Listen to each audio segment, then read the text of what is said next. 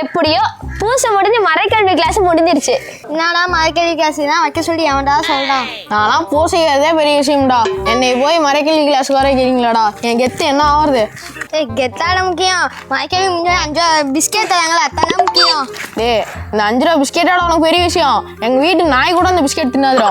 உண்மையாவா? ஆமாடா. அரையாண்டு பரிசு எப்பதான் முடியுமோ, முடிஞ்சாதான் கிறிஸ்மஸே கொண்டாட முடியும். ஃபாதர் வேற கிறிஸ்மஸ்க்கு குடில் போட்டிலாம் வச்சிருக்காரா? அப்ப நம்ம வீட்டுல எல்லாம் குடியில் கத்துவோம். யார் ஜெயிக்கலாம் பாத்துக்கலாம் வாங்கடா.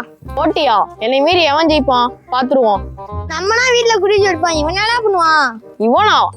மறைக்கல்வி வரதே இவன் 5 ரூபா பிஸ்கெட்டுக்காக தான் வரான். இவன் எங்க குடில் ஜோடிக்கு போறான்?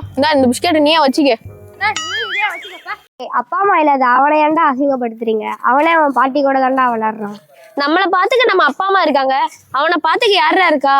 நம்ம ஃப்ரெண்ட்ஸ் தானே அவனை பாத்துக்கணும். அப்படியா? நீ அப்பா வந்துக்க அம்மா வந்துக்க, அவனை பாத்துக்க. அவன் கிடக்கான். நம்ம குடியில் போட்டியில் எப்படி ஜெயிக்கலாம்னு பாக்கலாம், வா போலாம்.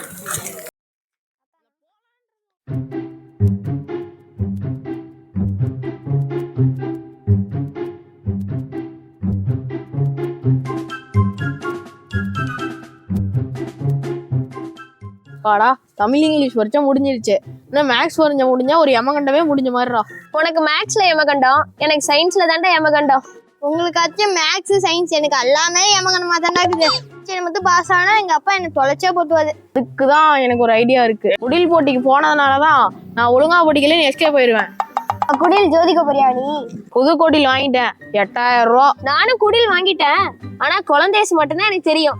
யாரு மாதா யாரு சூசியப்பன்னு ஒன்னும் தெரியல. எல்லாம் ஒரே மாதிரி இருக்காங்க.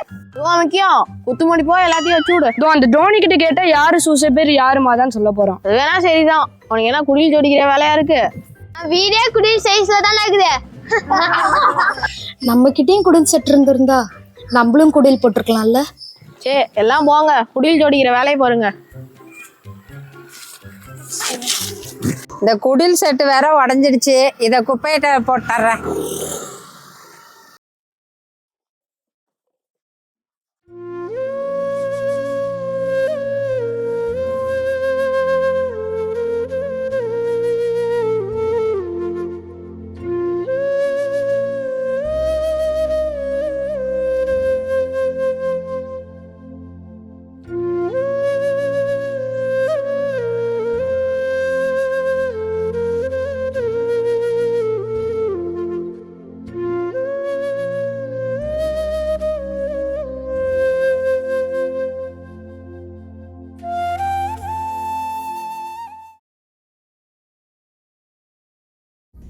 டே ரித்வின், இந்த தோனி இருக்கான்ல, அவன் உடஞ்சி போன குழந்தை சுருவத்தை குப்பை தொட்டியிலேருந்து எடுத்துட்டு போயிட்டு இருந்தாடா.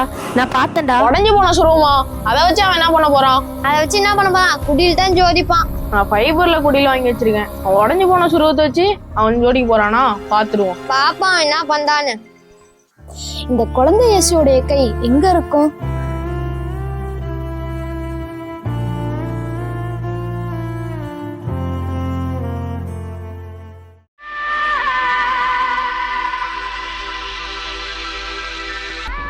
டே டோனி, ஏதோ சுரு வச்சிருக்கியாமே, காமி.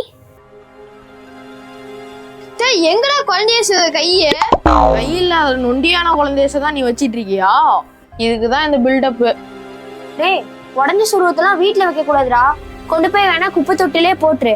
அவன் போட்டா என்ன, போடாட்டி எனக்கு என்ன? வாங்கடா போலாம்.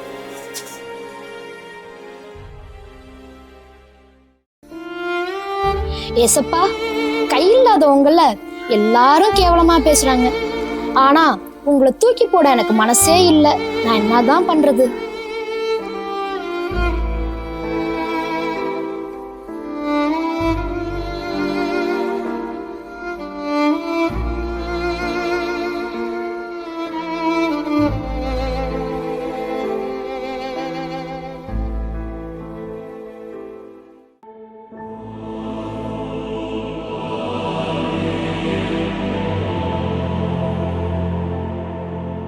தோனி, என் கைகள் ஏன் வெளியே தேடிக் கொண்டிருக்கிறாய்? என் கைகள் உன்னிடம்தான் உள்ளது.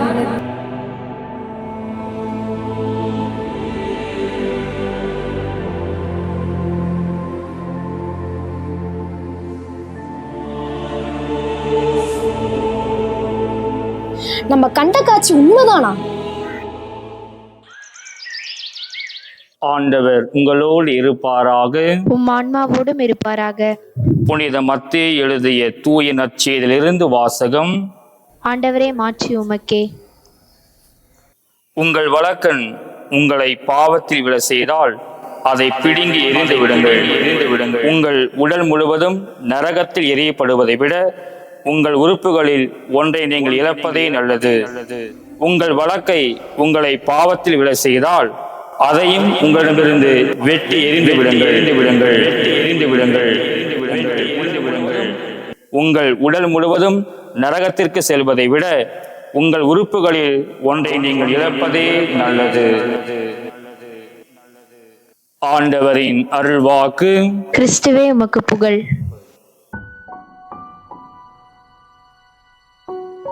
அப்ப நம்ம இயேசுடைய கையை வெட்டினது யாரு? ஒரு பாவமே செய்யாத அவருடைய கையை உடைச்சது யாரு? கிறிஸ்மஸ் வேற வந்துருச்சு, சீக்கிரம் குடில் வேலையை முடிக்கணும். எல்லா பொருளும் வாங்கிட்டியா? பெங்களூர்ல இருந்து எல்லாம் வாங்கிட்டேன், பார்சல் வந்துட்டு இருக்கு. இந்த பால்ஸ் எல்லாம் எங்கடா வாங்கின? நானும் வாங்கணும். கோயில்ல 2 கிறிஸ்மஸ் ட்ரீ இருக்குல்ல, அதுல இருந்து 2 பிச்சுட்டு போ. இந்த தொப்பி ரொம்ப அழகா இருக்குது.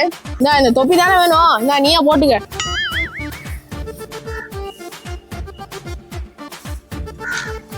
டோனி பாரு, குப்பில என்னமோ தேடி இருக்கிறான். எங்க? ஓய், என்னடா தட்டுக்கிற? நான் குழந்தை இயேசுடைய கையை தேடிக்கிட்டு இருக்கிறேன். குழந்தைய வச்சோட கையா? போய் வேலையை பாடுறா. டோனி, ஏன் 2 நாள் ரொம்ப சோகமா இருக்கிற நீ? ஃபாதர், என்கிட்ட குடில் செட் இல்லை. குப்பையில இருந்து எனக்கு கிடைச்ச குழந்தை இயேசுக்கு கைகளும் இல்லை. அவருடைய கைகளை தேடியே மனம் சோர்ந்துட்டேன். ஆனா ஒரு நாள் கனவுல குழந்தை இயேசு என்கிட்ட, என் கையை ஏன் நீ வெளியே தேடிக்கிட்டு இருக்கிற, என் கை உன்கிட்ட தானே இருக்குன்னு சொன்னாரு. எனக்கு ஒரே குழப்பமா இருக்கு. டியர் டோனி, கடவுள் உனக்கு வெளிப்படுத்தியது உண்மைதான். இயேசுனுடைய கரங்கள் தான் நம்ம கரங்கள். இயேசுனுடைய கரங்கள் குணப்படுத்தும் கரங்கள். இயேசுனுடைய கரங்கள் எளியோரை தூக்கி விடக்கூடிய கரங்கள். இயேசுனுடைய கரங்கள் நோயாளிகளை குணப்படுத்துகிற கரங்கள். புரிஞ்சா? ஓ, புரிஞ்சுதே.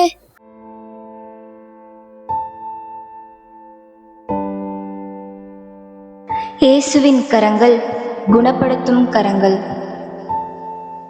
இயேசுவின் பெயரால் உமது கையை நீட்டி நோயுற்றோருக்கு நலமளியும். திருத்தூதர் பணிகள் 4:30.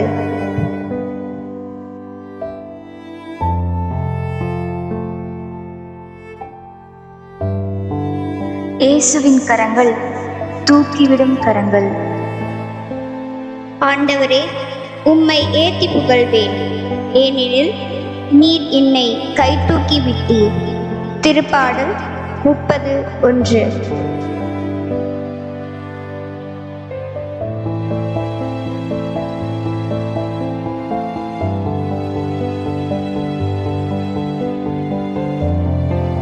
இயேசுவின் கரங்கள் வலுவூட்டும் கரங்கள். உமது கை என்னை நடத்தி செல்லும், உமது வலக்கை என்னை பற்றி கொள்ளும்.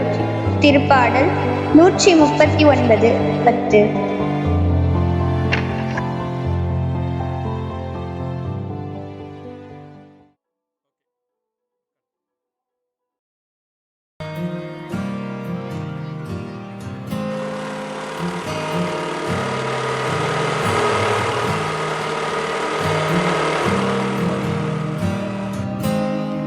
குழந்தை கிடைச்சிருச்சா? கண்டுபிடிச்சிட்டேன்.